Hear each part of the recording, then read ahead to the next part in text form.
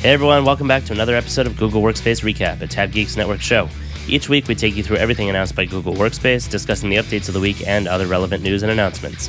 My name is Jesse Nolan, my co-host is Steve Larson, and we're here to help you keep up. Shout out to Ian North for giving us a heads up over on YouTube that our sound levels have been low since we made the jump to a video show.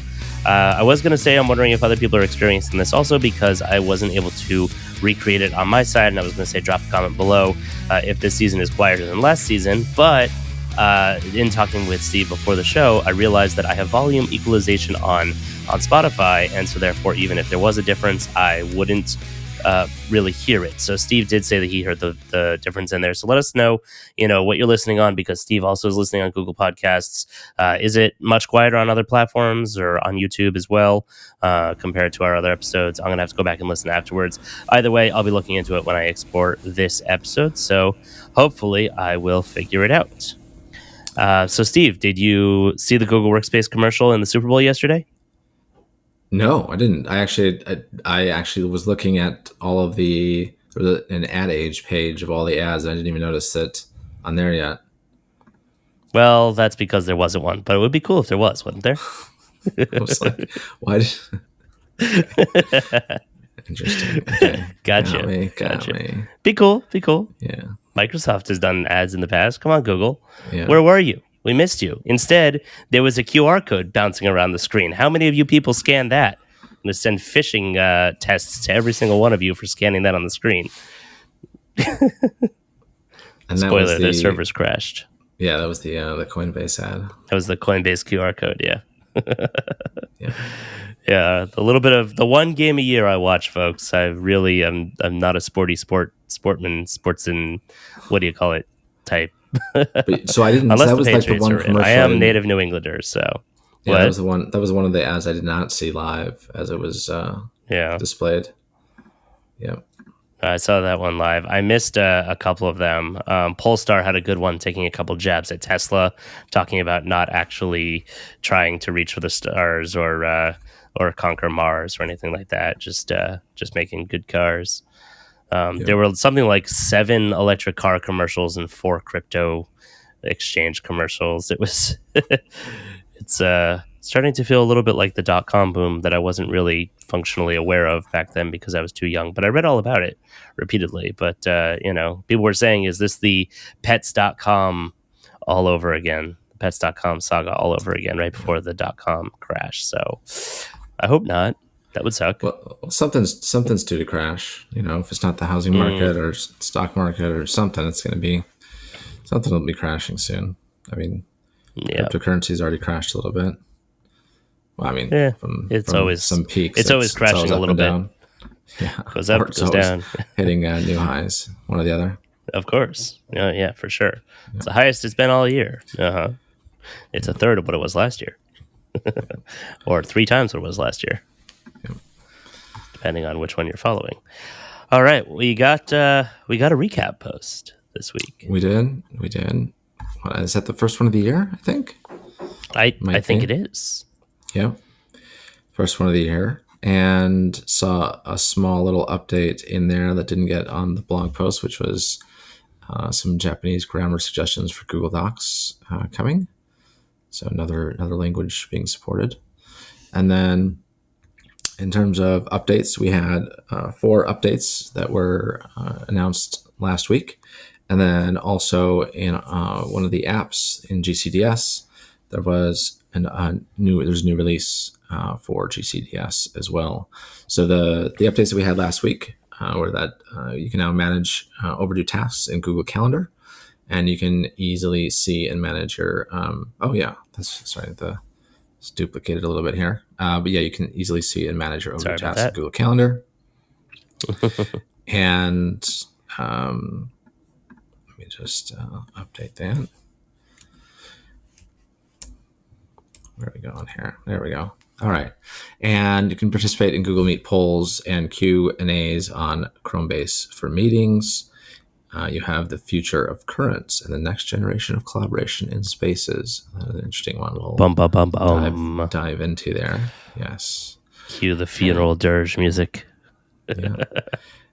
Google Voice calls between many European numbers are now included in the Google Voice licenses, and then as I said, there's a version 4.7.14 is out for GCDS. So for enterprises that are leveraging that for their directory synchronization, there's a lot of updates and fixes in this release. So keep an eye out for that.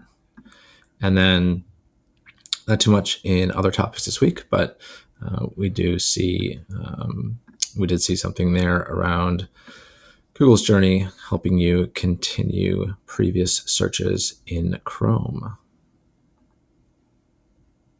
I wonder if that has something to do with the web helpful. and web history changes that they announced the other week. I don't know if it coincides with some of that. Could be. Maybe. All right. So let's dive into those updates. And first one being managing overdue tasks in Google Calendar.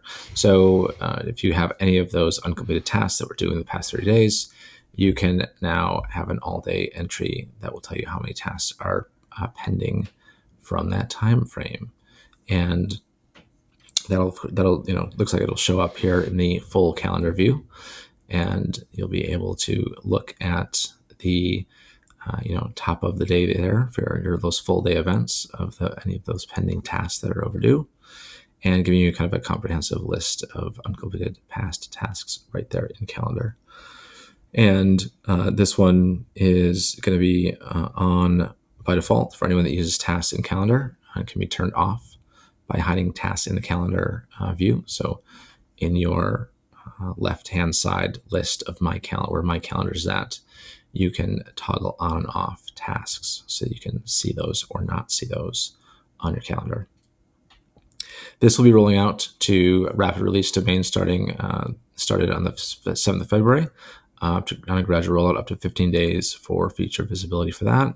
And then on March 3rd for scheduled release domains, there'll be a gradual rollout up to 15 days for feature visibility there. And that is for the web.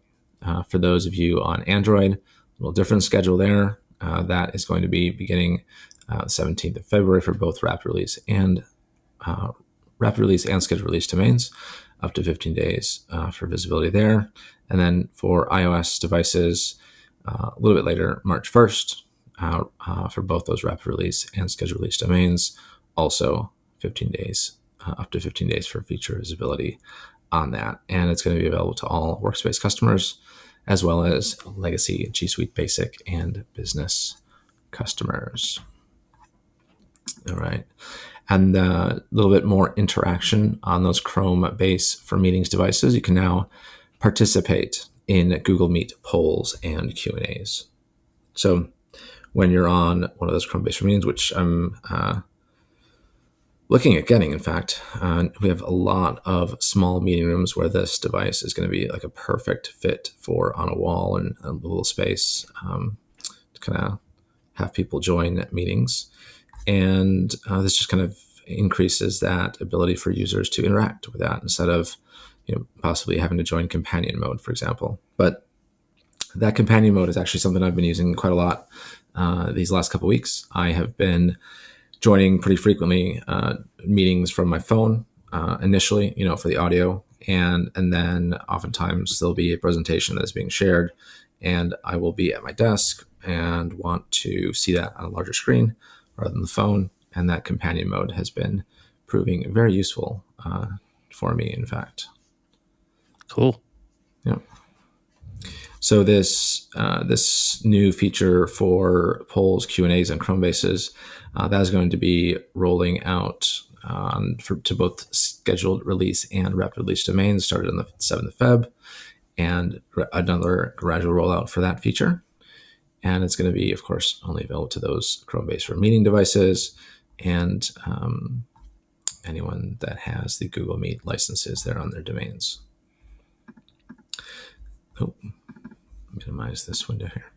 All right, and then next, an interesting one. So Google Currents essentially is being sunsetted. This Aww. is, yeah. So Currents, we hardly knew ya. Yeah, well, it's going to be interesting. So, I'm interested in what's going to happen here because we obviously have Currents as one of the core Google applications. We're also trying to find one of the announcements that Google had about supporting applications more that are part of those core Google Workspace applications. And I was trying to dig into some of the past articles to try to find that, but I have not been able to find it yet. But I do remember. I know we read it somewhere. Yeah, and I thought it was sometime around Next at some point, either before Next or just right around that time. But essentially, there will be a wind down plan here with Currents beginning in 2023. So there's still a few communities that are there's still quite a few communities that are still active. There was that transition from Google Plus over to Currents a while back, where it was being removed from consumer Google accounts, and you had to have a G Suite or now Workspace account to interact with those communities. And be interesting to see what is going to be happening to all of those communities and information now that it is going to be winding down. So be interesting to see kind of where those communities go, because there's quite a few active ones for the Google Workspace admins, especially on the education side of things. So I'm sure that has been a pretty active community. I haven't even checked there, but I'm sure it is pretty active with discussions, I'm sure. Because I think there's, I'm trying to looking at how big here. It's about 5,500 members in that community. There's about, there's another education one. I thought that was even bigger than that, but there's a Google Classroom one that is like 30,000 members. So there's, Google Workspace for Education, 40,000 members. So pretty active community that I'm sure is going to miss the Currents platform, because there's posts there pretty much every day. Well, supposedly Spaces are going to replace this, and I'm curious to see how they're going to do that. Yeah, in terms of migrating that. So yeah, migrating it, but also making it a cohesive place that people want to have the same kind of collaborative and organizational experience that they're having currently on Currents. No pun intended. Yeah. Well, I mean, I can see how useful the GAM space has been, for members there that have, transitioned essentially or complemented the mailing list on Google Groups with the spaces, and that's been I think relatively successful. Yeah, but notifications of posts, replies directly to you are still non-existent, and the ability to look up individual profiles or find people individually, or things like that, are still wonky. Yep. And it's not a social network, which is what Currents was. Right. A community. Yeah, it's a community in terms of we can all chat around it, but it's more Slack than it is Facebook, right? Mm-hmm. Well, I mean, I'm curious what they're thinking here. Yeah, I mean, this article is talking about some of the larger communities for leadership communication, investments in advanced search and moderation. So I wonder if some of those features are going to be coming over to Spaces in the next year or so. Yeah, that would be my guess. Yeah, I wonder if there's going to be a new Spaces type here. Just how you can have a threaded space or a non-threaded space. If you have maybe a different space where there's kind of like a community space type of configuration, where there's some additional moderator controls or some of these, notification control, something like that. I wonder if that's how they'll approach it. We'll see. But keep an eye out for that. It'll be starting, and won't be starting until next year. I'm sure there is a lot of work to do on the plan for that.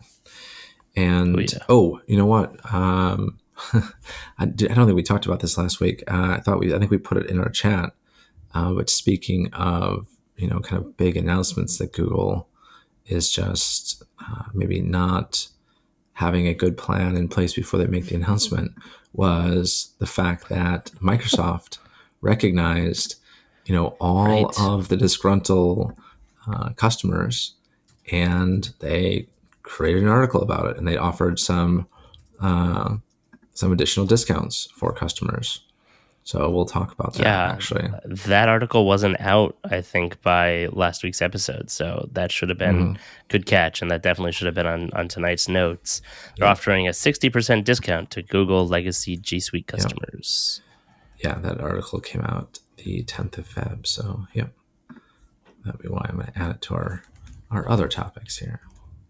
I'm curious if they have a downgrade plan from there to the family plan, because it's a 12-month Microsoft 365 Business Basic Standard or Premium subscription. So it's like, all right, well, if you go for Business Basic and then it ends up being cheaper than the $100 a year Microsoft 365 family plan, then a bunch of people probably do that if there's a downgrade path from Business Basic to the family one. But I don't know. I'll have to upgrade a domain and play around with it. I have probably 3 or 4 that I'm still holding on to. That one of them, actually, Google just sent me an email saying, if you don't log in, it's about to be a year since you logged in. You better log in order to renew. And I was like, you're still sending those out. That's cute. Yeah. Let me just log in there real quick and renew that one in case I want it. So yeah. I mean, look, actually, I haven't got rid of it yet because it's free, and I have legacy emails in there that I don't want to get rid of. Yeah, I got that same notification as well. Yeah, but the other thing too is Microsoft. But there is a due date on that, by the way. It's you have to purchase a 12-month Microsoft 365 subscription by August 2nd, 2022. If you want to take advantage keep of in mind, starting March 1st, Microsoft. Microsoft's also changing their prices. So, good call. Business Basic goes from $5 to $6 per user. Business Premium 20 to 22, E1 8 to 10, E3 20 to 23, E5 35 to 38, and then Microsoft E3 32 to 36. So some price increases there, which I'm sure will need to be factored into those considerations of moving over there to Microsoft. If you're a small organization, because I'm sure you're not going to be getting discounts moving forward after that. Does it mention family plan, huh? It does not on those price increases. No, I doubt it would be. Doesn't seem to be included because E5 is not included on there. Or actually E5 is, but not like Microsoft 365 E5. You've got Basic and Premium, so a couple of those getting price increases, but not Business Standard by the looks of things. Business Standard remains the same on Microsoft. I'm still thinking about where they had said that they were going to stop killing products as frequently. And I'm pretty sure it was around when we were talking about developing for Google Workspace. So I'm going to go down that path and see if I can find where they were talking about that. Got it. We'll get back to you. Yeah. We'll find it. We'll get back to you, folks. So we need next week. We need a researcher for, right? Yeah, sure. After I can afford an editor, that'll be the first thing on the list is a researcher. You got it. Yeah. All right. So I think we got all the points covered on that current transition over to Spaces. Not much happening till next year, probably on that. And then finally, in terms of announcements for updates this week or last week, is that Google Voice calls between many European numbers are now included in Google Voice licenses. So starting the 8th of February, calls from Google Voice, certain European numbers to mobile and landline numbers will be included with the cost of the Google Voice license. So previously those calls were subject to domestic and international rates. And this will kind of reduce the cost of staying connected with anyone you are in touch with. So pretty seamless transition there from an admin perspective. Those calls won't have any costs anymore. So, but one thing you do want to do is if your domain has paid calls disabled, This would no longer apply to European calling. Just keep that in mind, obviously, because it's still going to be it's going to be free now. So the user will be able to communicate a little bit with a larger group of people at no cost. And it's going to be available now to all users with European phone numbers. So it's on all Google Voice Starter, Standard, and Premium tiers for that. Cool. And then next, in terms of updates, on the 8th of Feb, there is the GCDS update. And for those of you that are not familiar with GCDS, that is the Google Cloud Directory Sync application. Helps you sync your AD environment up to Google. And quite a few new things that were released in that update, including the support for the Workspace Frontline SKU, for under SKU management, added support for group aliases. There's additional support for exporting and importing encryption keys, allowing you to authorize GCDS in environments without a GUI, and some custom schemas now supporting coding scheme selection for binary attributes. So some different base support there. And 3 more new features are that GCDS can now provide trace level logs for custom field attributes during custom schema comparison. Custom schema fields now support names with spaces, and then added word wrapping to the user interface reports. And then quite a long list of things that they fixed. There are 1, 2, 3, 4, 5, 6, 7, 8, 9, 10, 11 mentioned fixes in that release. So more than likely, It is going to be an update that you will want to deploy, because the last update was the 3rd of May, 2021. So it's been a while. Yeah. And apparently not that big, because it only went from version 4.7.12 to 4.7.14. So interesting. From their perspective, it was a little bit of a minor update. Yep. So that's all we have in terms of updates for you this week. And then we've kind of gotten into some of the details there about what Microsoft was going to be doing with that special offer for the G Suite Legacy domains. So there was, how were they verifying that you were a G Suite Legacy domain? What were they doing there? They said something about that. Good question. So I was wondering that too. Yeah. I think doesn't say in the article I'm reading. Doesn't really say. No, I mean, it just says it's exclusive to current G Suite Legacy Free Edition users who purchased a 12-month Microsoft 365 subscription by August 2nd, 2022. Submit a screenshot of your billing page of G Suite Legacy. I don't know. Possibly. That could be photoshopped. Yeah. Well, if anybody wants a 60% discount who doesn't have G Suite Legacy, give it a shot and let us know if it works. Yeah, but that's 12-month commitment there. You got to commit to that. So. Well. Yeah. Well. Supposedly, Google is still going to provide some kind of an option. We haven't heard anything new out of the mothership yet, but we are definitely waiting and poking the beast, hoping that they'll give us something soon. Yep. Don't worry, our rage has not died down. All right, and then you had another article here around Google's journey to help you resume previous searches in Chrome. Tell us a little bit about that. It's an interesting one. So they teased this once or twice before, and there's been some talk about it in the last couple of months. But essentially, a feature that groups the topics that you're searching about. So it groups you're searching by topics. So say you are trying to find a certain software that all does the same thing. It'll pull together the search pages from that, and it's calling it Chrome History Journeys or Chrome Journeys. And honestly, I think it's an interesting one, and I think it's going to be pretty useful. Oftentimes when I'm doing research, I'll have a spreadsheet open and I'll just be, as I pound through different websites that I'm looking at different options, I'll be recording them all in the spreadsheet. But sometimes I like to come back to that or leave it for a little while and come back later, or do it sometimes on the go. If I have a few minutes here or there, I'll just keep poking around, looking at options.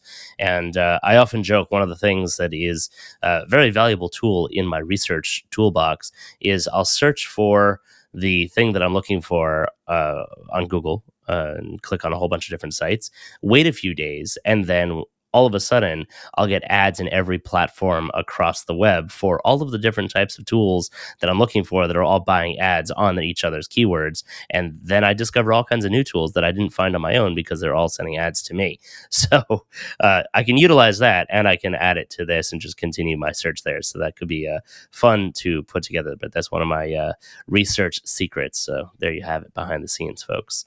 And apparently they're also adding some expanded widgets. If you don't have the Dino game on iOS and Android, apparently you can do that now as well. And some other cool features that are coming out. So we'll leave the link to that in the show notes as well. And I don't think they said when it's coming. Journeys are rolling out now to all Chrome desktop browsers. They are initially limited to surfers using English, Dutch, French, German, Italian, Portuguese, Spanish, and Turkish. Yeah, I definitely have seen it on my Chrome Canary version.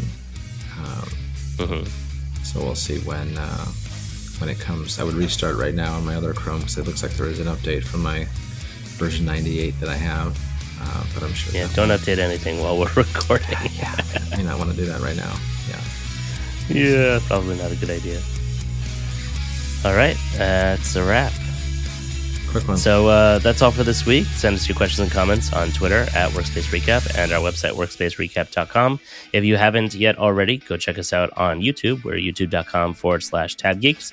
Hit the subscribe button, leave us a comment, and over on the podcasting side, hit the subscribe button and leave us a review on your favorite podcasting platform, if you would. Have a great week, and we'll see you next time on Workspace Recap.